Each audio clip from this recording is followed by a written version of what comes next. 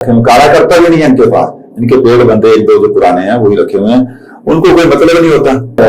इलाके में पता लगता है जब घूमते हैं, सीवर ब्लॉक है यहाँ, अपना रोड ठीक नहीं है, लोगों को चलने में प्रॉब्लम हो रही है।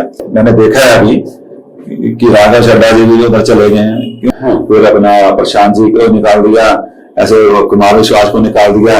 मतलब अच्छे लोग थे, काम करने वाले थे, वो सोच आई थी एक, तो वो सोच इन्होंने खत्म कर दी। नमस्कार दर्शकों, स्वागत है आपका। मैं हूं अभिषेक कुमार। दिल्ली की राजनीति पर लगातार चर्चाएं हमारी जारी है। इस कड़ी में आज हम पहुंचे हैं कालका जी विधानसभा और आज आपकी मुलाकात कराने जा रहे हैं कालका जी विधानसभा के पूर्व विधायक अवतार सिंह कालका जी से। आम आदमी पार्टी से विधायक रहे हैं और कुल मिलाकर आप ये कह सकते हैं कि ये वही क्षेत्र है जहां से दिल्ली की लीडर ऑफ ऑपोजिशन आतिशी, जो पूर्व मुख्यमंत्री रही है दिल्ली की, अभी विधायक है प्रेजेंट में इन्हीं की पार्टी से, आम आदमी पार्टी से। दिल्ली पर चर्चा करें उससे पहले, चूंकि देश में आज एक बड़ा मुद्दा है 5 राज्यों का विधानसभा चुनाव, उनमें सबसे ज्यादा अगर किसी की बात हो रही है तो पश्चिम बंगाल की बात हो रही है।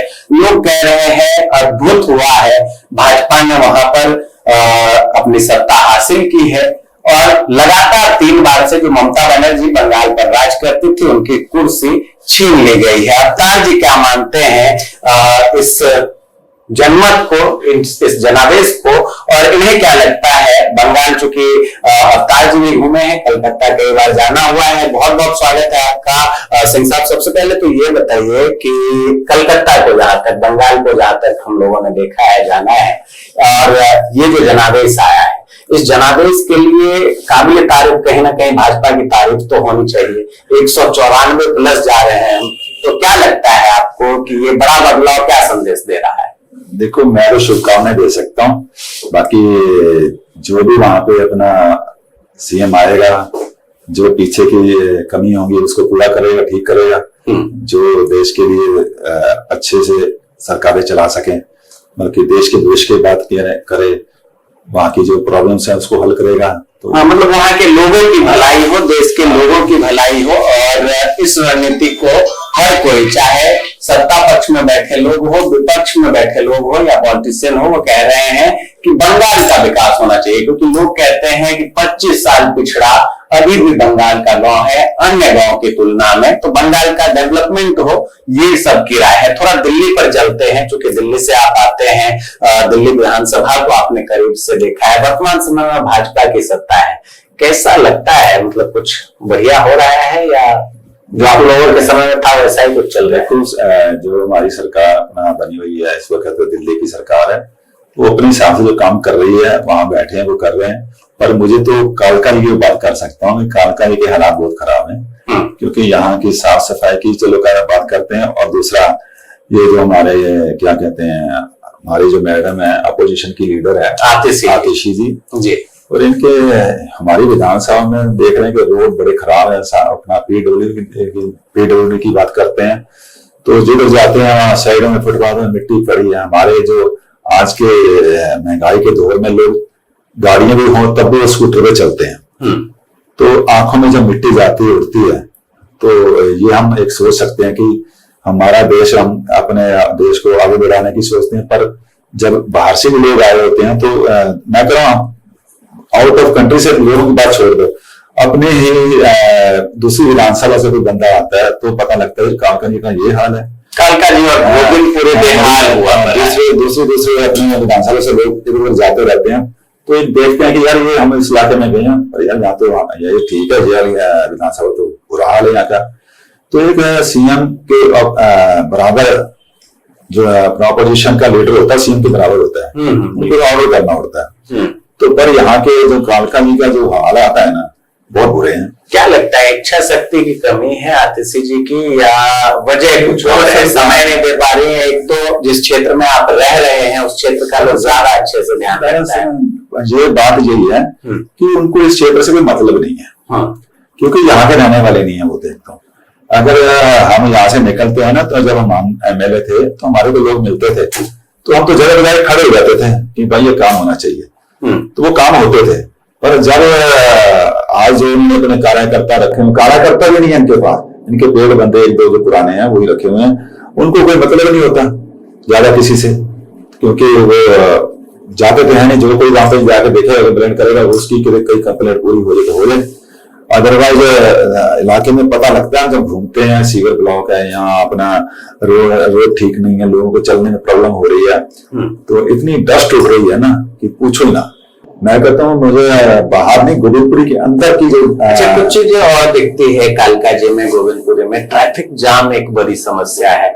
और खासकर मुझे याद है कि जब आप विधायक थे आपने एक प्लान बनाया था कि भाई मेट्रो स्टेशन के ऊपर से एक फ्लाईओवर बने, और जी उसके लिए ना मैं आपको बताता हूँ, जब हम थे तो हमने ना मीटिंग की थी मेट्रो के डायरेक्टर से, तो हमने उनको कहा था कि आपका जो सा ये गोविंदपुरी मेट्रो स्टेशन है, अगर इसको जो सा इसका ब्रिज लेके हम इस साइड पे आ जाए, गिरिनगर की साइड पे आ जाए, तो लोग उनसे ट्रैफिक कंट्रोल नहीं होता वहां पे, तो वहां से अगर सीधा इधर उतरेगा इंसान तो अपना, और जो से ई रिक्शा चलते हैं या रिक्शे चलते हैं तो वो भी इसी साइड पे लग जाएंगे, ताकि ट्रैफिक की समस्या को, चौक को आज कट लगा रखे हैं वहां पे उन्होंने, उसकी जरूरत नहीं पड़ेगी, वो कोई ना कोई अपना घूम के इस साइड पे आ जाएंगे। आज वहां से वो रॉन्ग साइड से आते हैं, रॉन्ग साइड होती है, क्योंकि अगर जाएंगे तो यू टर्न लेके आएंगे कालका मंदिर की तरफ से, वो लाइट पे आना पड़ेगा, और वहीं पे वो अपना उनको रॉन्ग साइड से बाहर निकलते हैं।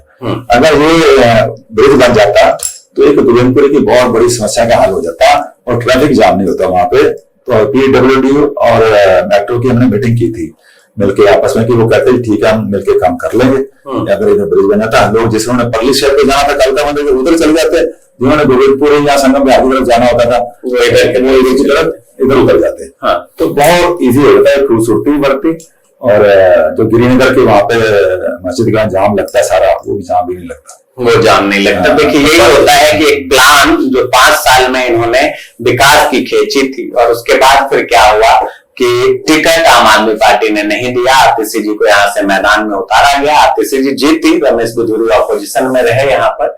लेकिन प्रॉब्लम ये है कि जो कालका जी, सिर्फ ये नहीं कि कोई विधायक है और टिकट नहीं मिला तो वो नाराजगी है, अगर कालका जी या गोविंदपुरी और इस आसपास के जो विधानसभा क्षेत्र है कालका जी का, वहां के लोगों से आप बात करेंगे तो बहुत सारे लोगों की शिकायत है कि यहाँ की जो विधायिका है हमारे, वो कभी आती नहीं है, किसी से मिलती नहीं है, गलियों में साफ सफाई नहीं हो पा रही है, सीवरेज सारे जाम पड़े हुए हैं, कहीं कहीं कुछ इलाकों में आप अगर स्लम में चले जाए तो गलियों में पानी जमा भी आपको दिख जाएगा। तो ये सब समस्या हो रही है, ऐसी समस्या है। हमारा जो काउंसलर है चंद्र प्रकाश जी, वो भी कभी बाहर नहीं निकलता, आके अपने इलाके को देखो, मेरे ख्याल 3-4 काउंसलर बन चुके यहाँ के, तो जनता की सुविधाएं दो ना उनको, जनता ने जिसके लिए दिखाया। तो मेरे को लगता है ऐसे लोगों को तो आना नहीं चाहिए जो बंदे जनता की सेवा नहीं कर सकते, लोगों को मिलकर बात नहीं कर सकते, किसी से मिलना नहीं जुलना नहीं।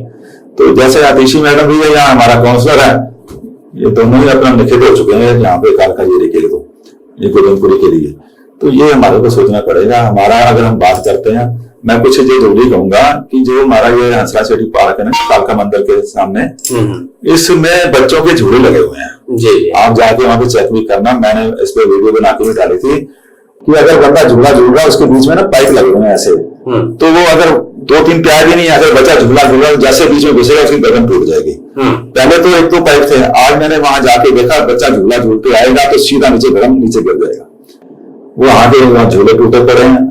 बिल्कुल संज्ञान लो, आप यहाँ के लीडर हो, अगर एमएलए है उसको भी चाहिए कि वो अगर कंप्लेंट डालेगी तो वो काम करने आएंगे, बिल्कुल है ना।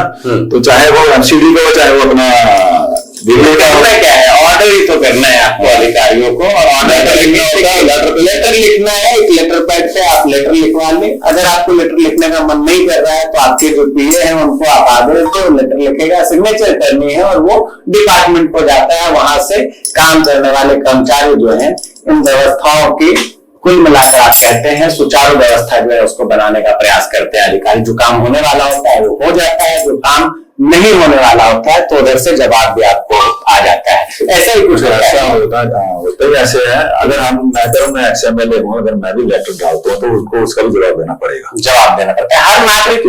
हम गवर्नमेंट में रहे हैं, मतलब गवर्नमेंट के अप्लाई हो चुके हैं, तो उस पर काम होते हैं, पर जो पद में बैठे हैं उनको पहले समझा, जिम्मेदारी तो उनकी जिम्मेदारी है, क्योंकि जनता ने आपको जिताया है, मौका आपके पास है। अच्छा एक चीज बताइए, जिस हिसाब से आतिशी जी के कार्यकाल को आप देख रहे हैं, क्या लगता है, एक तो आम आदमी पार्टी के लिए समस्याएं लगातार उत्पन्न हो रही है और आतिशी जी जैसा यहाँ काम कर रही है कालका जिम में, तो आम आदमी पार्टी के लिए आने वाले समय में और समस्या बढ़ सकती है। समस्या तो बढ़ी हुई है और जो हालात चल रहे हैं ऐसे इनके जो देख रहे हैं कि इनके एमएलए अपना सांसद भी चले गए हैं। मैंने देखा है अभी कि राघव चड्ढा जी भी उधर चले गए हैं, क्योंकि ये इन लोगों के जो हालात है ना, जो डिक्टेटर है, पहले इन्होंने अपना जोगिंदर को भी बाहर निकाल दिया, फिर अपना प्रशांत जी को निकाल दिया, ऐसे कुमार विश्वास को निकाल दिया। मतलब अच्छे लोग थे, काम करने वाले थे, वो सोच आई थी एक, तो वो सोच इन्होंने खत्म कर दी, खुद डिक्टेटर बन गए और आज वैसे ही काम कर रहे हैं। तो मेरे ख्याल राघव चड्ढा को मारा गया था और स्वाति मालीवाल जिन्होंने इनके लिए भूख हड़ताल में बैठ के अपना महिला का वो किया था, पार्टी के लिए काम किया था, तो उन लोगों को इन्होंने मारपीट भी की थी। राघव चड्ढा को भी मारा गया, राघव चड्ढा को भी कहते मारा गया था, अंदर उनके वो क्या जब बाहर निकले छोटे छोटे लगी थी। तो ये तो एक किस्म बदमाशी कर रहे हैं, बदमाश बन के। अच्छा, कुछ लोग कह रहे हैं कि ये जो चार्जशीट में नाम आया है शराब घोटाले में, राघव चड्ढा भी आरोपी बनाए गए हैं, इस डर से वो भाजपा में जाके मिल गए हैं। और ये सवाल इसलिए क्योंकि राघव चड्ढा को मुझे लगता है अगर बेहतरीन तरीके से दिल्ली में कोई जानता है तो एक समय होता था जब अवतार जी के कार्यालय में, जब विधायक अवतार जी होते थे तो राघव चड्ढा घंटों बैठते थे और कहते थे कि विधायक जी आप तो मेरे पिता समान है। तो आपको पिता मानते थे राघव चड्ढा? बिल्कुल ऐसा ही था। यहाँ से लोकसभा चुनाव में लड़े थे इस क्षेत्र से। तो हमने यहाँ से लोकसभा के चुनाव में हमारी विधानसभा से बहुत जबरदस्त अपना सारी विधानसभा यहाँ पे वो जीते भी थे, तो बड़ा प्यार था आपस में। पर मुझे लगता नहीं ऐसा भी घोटाले वाले में, क्योंकि एक बड़ा लिखा इंसान है और मैं अकाउंटेंट का काम करते हैं, तो उनको भी नॉलेज होगी कि कौन सा घोटाला कैसे। तो इसके ऊपर बंदा चाहे बरी हो जाए पर धुआं उठता है ना जहाँ, वहां कुछ ना कुछ तो हुआ होता है, चाहे वो प्रूफ मिले ना मिले, वो ऊपर वाला तो जानता ही है सबको, ऊपर वाला। तो ये चीजें होती हैं, तो इनको भुगतना पड़ रहा है जो इनकी डिक्टेटरशिप है ना, जो तो अपनी मर्जी से काम करने, बल्कि आज लोगों के अंदर अगर आप ईमानदार लोगों को लेके आए तो उनको काम करने का मौका भी तो दो। वो अगर वो काम करते हैं तो तुम्हारे को प्रॉब्लम होती है, तुम आगे नहीं बढ़ सकते, ये नहीं कर सकते, उनको रोक लगाते हैं। वो अभी बड़े अच्छे मुद्दे उठा रहे थे, तो उन मुद्दों का सलाहना भी की थी, पर क्या कर सकते हैं, इंसान का कुछ पता नहीं है क्या से क्या हो रहा है अंदर अंदर। मतलब पूरी तरह टूट और बिखर गई है आम आदमी पार्टी। अभी आप पार्टी में बने हैं, आपने इस्तीफा दिया है? नहीं, हमने तो पार्टी छोड़ दी थी उस टाइम। तो अभी बातचीत होती है अंदर जो नेता है? नहीं, मैं नहीं करता किसी से बात इनसे। राघव चड्ढा से बात होती है क्या? राघव चड्ढा जी वही इंसान है, वो अब पंजाब के हैं, तो हम समझ सकते हैं कि जब एमएलए थे तो हमारे को इतने काम होते थे, कई बार किसी का फोन नहीं उठ पाता था, तो हम ऐसे में जब जरूरत पड़ेगी फोन करके लेंगे। अभी मतलब कुल मिलाकर आपको लगता है कि उनका डिसीजन सही है भाजपा में शामिल होने का? देखो, इसमें कल वो राष्ट्रपति से वो हमारे तो फिर में गुरबानी वाली बात आ जाती है कि बाह जना की पकड़ी है, सिर दिए बाह ना छोड़िए। जब तक साथ है साथ रहे। जब उन्होंने क्लियर कर दिया कि आपने मेरे साथ ऐसा किया तो उन्होंने छोड़ दिया, फिर क्या कर सकेगा। कल राष्ट्रपति से मिलकर शिकायत लगाने वाले हैं आम आदमी पार्टी की। वो लगता है जिस पार्टी के लिए आप लोगों ने खून पसीना एक किया था, काफी मेहनत की, भले ही पार्टी ने धोखा दिया है, जो भी आप कह सके वो तो ठीक है। ये हमारा लोकतंत्र देश है, तो जैसे वो छोड़ सकते हैं ऐसे वो आवाज दूसरे बंदे भी उठा सकते हैं, तो उठाने का हक सबको। बाकी ये तो कोर्ट फैसला करती है, जहाँ पार्टी फैसला करती है क्या करना क्या नहीं। इंटरनल क्या रणनीति अवतार सिंह कालका जी की चल रही है आने वाले समय के लिए? लोग जानना चाहते हैं कालका जी के। आपके लोगों को तो चाहिए, वो लोग चाहिए जो अपना जनता के काम करें। अगर जनता के काम करने हो तो हर बंदा कहता है चलो ठीक है, जीवन एक बार मिलता है, बार बार तो मिलता नहीं है। अगर मिलता है, हमारे को जो मौका मिला था हमने काम करके दिखाया, लोगों को प्यार लिया। दोबारा भी मौका मिलने की तलाश, दोबारा आएगा तो दोबारा वो पंजाब आता है कि सारा हाथ वडियाइयां जिस भावे तिस दे, जिसको प्रभु चाहेगा, जिससे सेवा लेनी वो ले लेगा। मतलब सेवा तो 80 साल तक बुढ़े होने वाले नहीं है, तो अगर मौका मिलेगा तो करेंगे, सेवा करेंगे। मतलब जुनून वही है। और आज भी लगातार आप देखेंगे कि कालका जी में, खासकर गोविंदपुर इलाका हो या कालका जी विधानसभा का जो क्षेत्र है, उसकी समस्या लगातार अवतार जी उठाते रहते हैं। और कुछ समस्या ऐसी भी है जो यहाँ की विधायक भूल जाती है, तो एक्स MLA होने के नाते ये भी अधिकारी को उससे अवगत कराते हैं, भैया अब काम तो कराए दीजिए, विधायक कोई भी हो लेकिन हमारे क्षेत्र की जनता का काम होना चाहिए। बहरहाल जो रणनीति है और जो कुल मिलाकर आप कहेंगे कि देश में राजनीति चल रही है, दिल्ली में राजनीति चल रही है, उस राजनीति से परे लोगों का काम कैसे हो इस पर अवतार सिंह का ध्यान रहता है। बिल्कुल आज उनके पास कार्यकर्ता नहीं है, जो कार्यकर्ता होते हैं वो काम करवाते थे। आज ये कार्यकर्ता ना होने की वजह भी हो सकती है। नहीं, एक समस्या ये भी हो सकती है ना कि मैडम बहुत कम समय दे रही है, तो ऐसे में लोग उनसे सीधा मिलना चाहें, मिल नहीं ना पाती। अगर किसी ने कोई स्पेशल चाय पे बुला ले वहां तो घर चले जाएंगे। जनता के बीच में आके कोई काम नहीं करना, कोई बात तो जिनके पास कुर्सी होगी घर में वही बुलाएंगे ना ऐसे लोगों को। आप तो विधायक थे तो झुग्गियों में भी चले जाते थे, तो कोई दिक्कत नहीं थी। हमारे को बहुत आनंद मिलता था, कहीं चाय की में चले जाओ, कहीं कहीं भी चले जाओ, बहुत लोगों ने प्यार दिया। जो एक इंसानियत का, मानवता का जो होता है असूल, वो हमने किया था। बिल्कुल लोगों ने बहुत। एक सवाल मैंने बोला, कुछ चीजें हमने बातचीत में पूछी, तो अवतार जी ने जो जवाब दिया उस जवाब को सुन के आप ये समझ सकते हैं। मैंने कहा कि लोगों को लास्ट के काम याद आते हैं कि आपने 5 साल 4 साल क्या किया नहीं किया, लास्ट में आपने क्या किया। तो लास्ट के काम लोगों को याद होते हैं और उसी नाम पर जनता जो है वोट देती है। तो जो जवाब था कालका साहब का वो चौंकाने वाला था। उन्होंने कहा कि जमीर गवाही नहीं देता। तो आपको लगता है आज भी पॉलिटिक्स में जमीर बचा है, जिंदा है लोगों का? पता है क्या है, इंसान का ना मर जाना वो उसको नहीं हम कहते हैं। जब इंसान का जमीर मरता है ना, असल में मौत वो होती है। तो हम तो अपना जमीर जिंदा रखते हैं। जो अपना जमीर बेच देते हैं, कोई भी हो, असल में वो मरना उनका होता है। जमीर का मरना जो मरना नहीं होता, जब जमीर बेच देते हैं वो मरना होता है। जमीर बेच देते हैं वो मरना। असल इंसान में मरना ही है, सभी ने मरना है।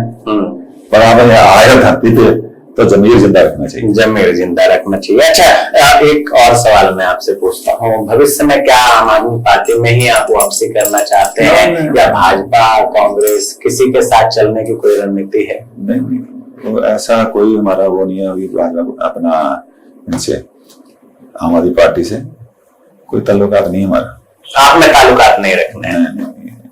जिन्होंने एक बार धोखा दे दिया तो आज पार्टी का हाल क्या है?